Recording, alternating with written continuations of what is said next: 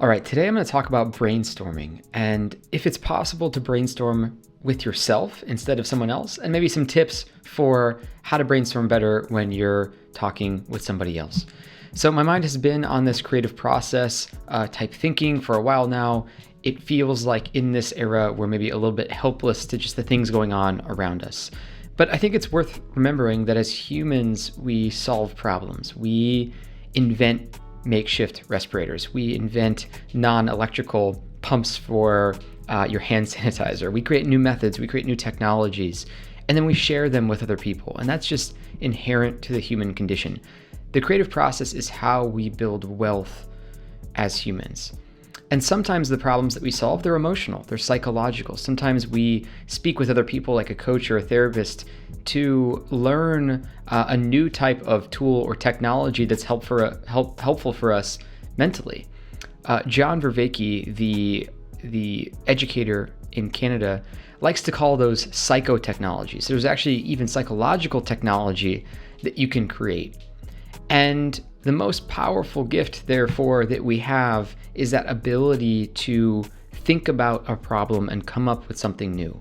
And I think a lot of times we forget that we have that innate creative ability inside us. We forget that we all can generate this sort of abundant amount of ideas at any time. And we all know when we talk about when we were kids, we were creative all the time, and that's true. But really, I think what's happened today is we just haven't given ourselves enough space, time, slowness, patience to remember that creative well inside of us.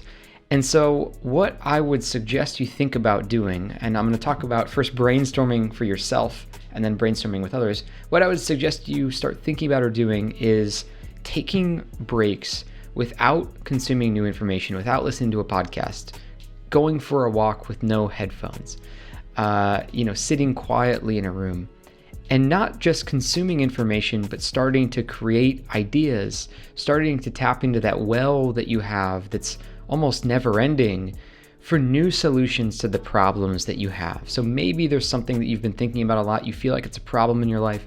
Maybe there's these two parts of your life that are not fitting well together and you just feel like there's some type of rub and you're not sure what to do. You just know something's off.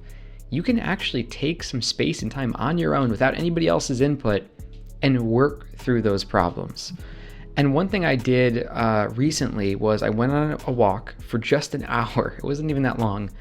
And I didn't listen to a podcast. I didn't listen to music. I had this app called otter.ai, set up to record things that I said out loud. And I just walked and I just thought through all these different solutions to things that were coming up. And it wasn't like I was perfectly able to just piece together all this stuff, but certain insights started arriving and I said, okay, that kind of makes sense there and that makes sense there. And most people probably thought I was on the phone, but I was really just talking to myself as I walked.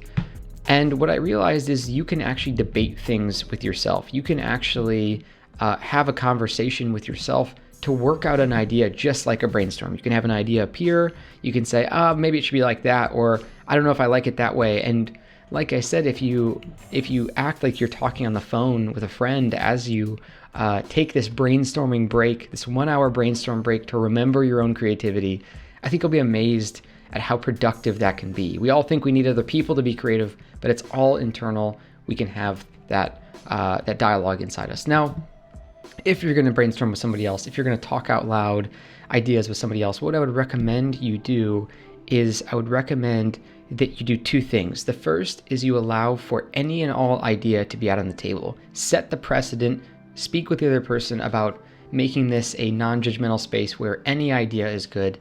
Any tangent you feel like going down, let's go down. Let's get every idea possible out in front of us, out in space. No judgment. That's the key. Number one, for brainstorming with somebody else. Number two is cutting everything back. So we want to open up, dress the entire table with as many ideas as we can. And then in the same non-judgmental way, start paring things back down. So expand for the first half of your brainstorm, the first half hour, and then, close things in on the second half. And I think that'll help you. So I'm curious to hear how this goes for you. Can't wait to understand how that changed things in this 1 hour brainstorm that you do with yourself. leave a comment and let me know, and I'll be back again soon. Thanks.